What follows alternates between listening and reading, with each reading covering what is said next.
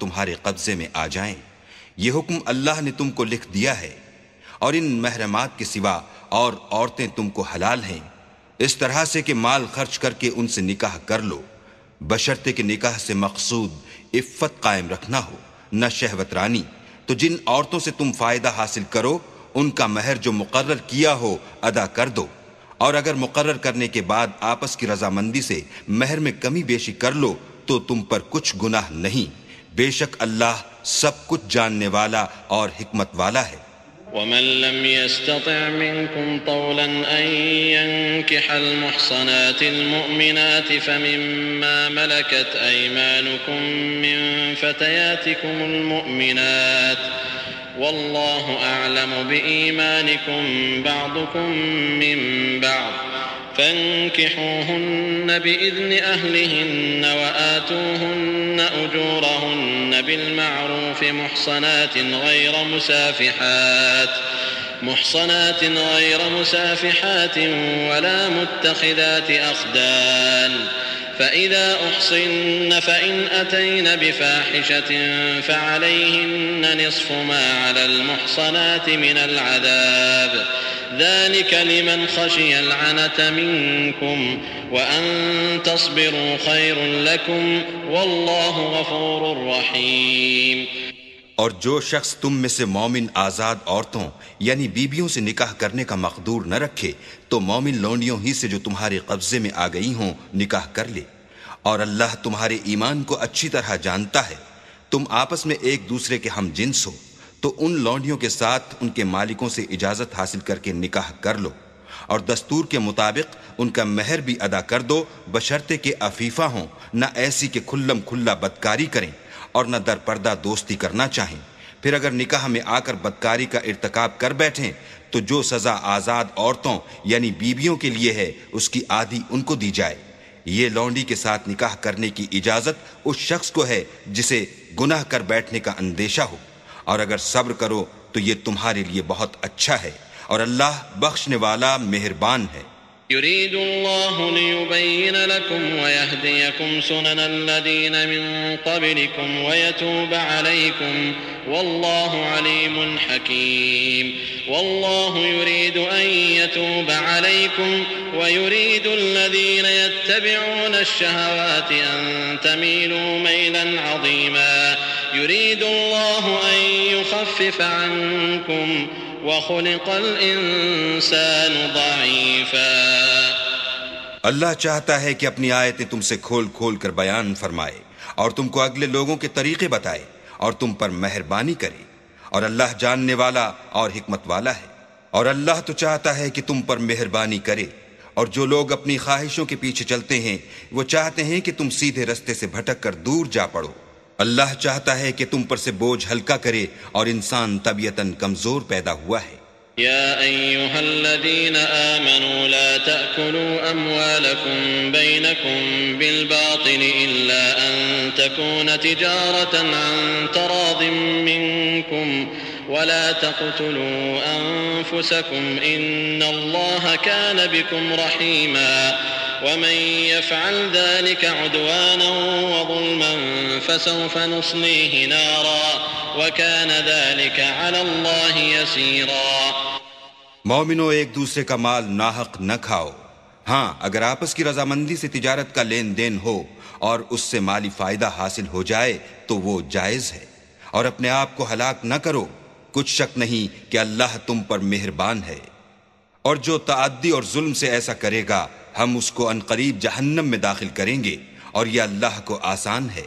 إن تجتنبوا كبائر ما تنهون عنه نكفر عنكم سيئاتكم وندخلكم مدخلا كريما ولا تتمنوا ما فضل الله به بعضكم على بعض للرجال نصيب مما اكتسبوا وللنساء نصيب مما اكتسبن واسألوا الله من فضله إن الله كان بكل شيء عليما ولكل جعلنا موالي مما ترك الوالدان والأقربون والذين عقدت أيمانكم فآتوهم نصيبهم إن الله كان كل شيء شهيدا. اگر تم بڑے بڑے گناہوں سے جن سے تم کو منع کیا جاتا ہے اجتناب رکھو گے تو ہم تمہارے چھوٹے چھوٹے گناہ معاف کر دیں گے اور تمہیں عزت کے مکانوں میں داخل کریں گے. اور جس چیز میں اللہ نے تم میں سے بعض کو بعض پر فضیلت دی ہے اس کی ہوس مت کرو. مردوں کو ان کاموں کا ثواب ہے جو انہوں نے کیے اور عورتوں کو ان کاموں کا ثواب ہے جو انہوں نے کیے، اور اللہ سے اس کا فضل و کرم مانگتے رہو. کچھ شک نہیں کہ اللہ ہر چیز سے واقف ہے. اور جو مال ماں باپ اور رشتہ دار چھوڑ مریں تو حقداروں میں تقسیم کر دو کہ ہم نے ہر ایک کے حقدار مقرر کر دیے ہیں. اور جن لوگوں سے تم عہد کر چکے ہو ان کو بھی ان کا حصہ دو. بے شک اللہ ہر چیز کے سامنے ہے. الرجال قوامون على النساء بما فضل الله بعضهم على بعض وبما أنفقوا من أموالهم فالصالحات قانتات حافظات للغيب بما حفظ الله واللاتي تخافون نشوزهن فعظوهن واهجروهن في المضاجع واضربوهن فإن أطعنكم فلا تبغوا عليهن سبيلا إن الله كان عليا كبيرا.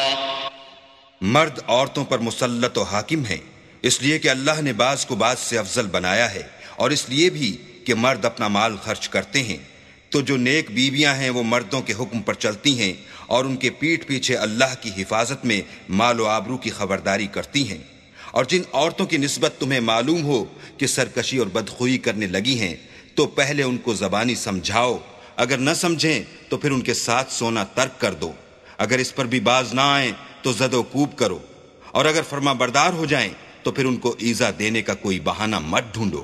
بے شک اللہ سب سے اعلیٰ اور جلیل القدر ہے. وَإِنْ خِفْتُمْ شِقَاقَ بَيْنِهِمَا فَابْعَثُوا حَكَمًا مِّنْ أَهْلِهِ وَحَكَمًا مِّنْ أَهْلِهَا إِنْ يُرِيدَا إِصْلَاحًا يُوَفِّقِ اللَّهُ بَيْنَهُمَا إِنَّ اللَّهَ كَانَ عَلِيمًا خَبِيرًا.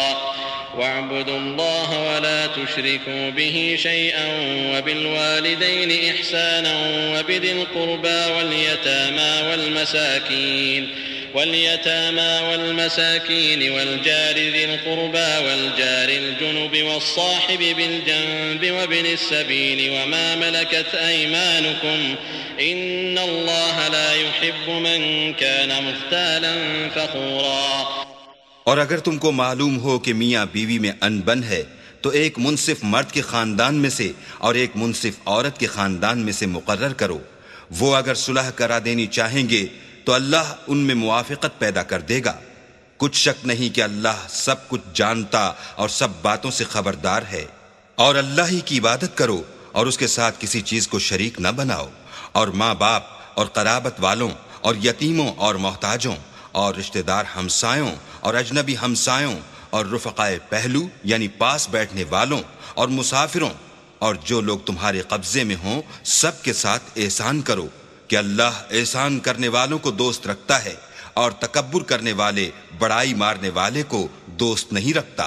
الذين يبخلون ويأمرون الناس بالبخل ويكتمون ما آتاهم الله من فضله وأعتدنا للكافرين عذابا مهينا.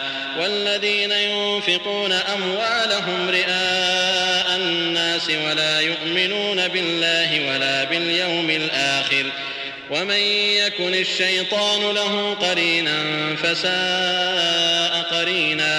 جو خود بھی بخل کریں اور لوگوں کو بھی بخل سکھائیں اور جو مال اللہ نے ان کو اپنے فضل سے عطا فرمایا ہے اسے چھپا چھپا کے رکھیں اور ہم نے ناشکروں کے لیے ذلت کا عذاب تیار کر رکھا ہے.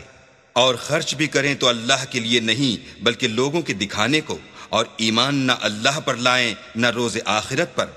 ایسے لوگوں کا ساتھی شیطان ہے، اور جس کا ساتھی شیطان ہو تو کچھ شک نہیں کہ وہ برا ساتھی ہے. وماذا عليهم لو آمنوا بالله واليوم الآخر وأنفقوا مما رزقهم الله وكان الله بهم عليما. إن الله لا يظلم مثقال ذرة وإن تك حسنة يضاعفها ويؤت من لدنه أجرا عظيما. فكيف إذا جئنا من كل أمة بشهيد وجئنا بك على هؤلاء شهيدا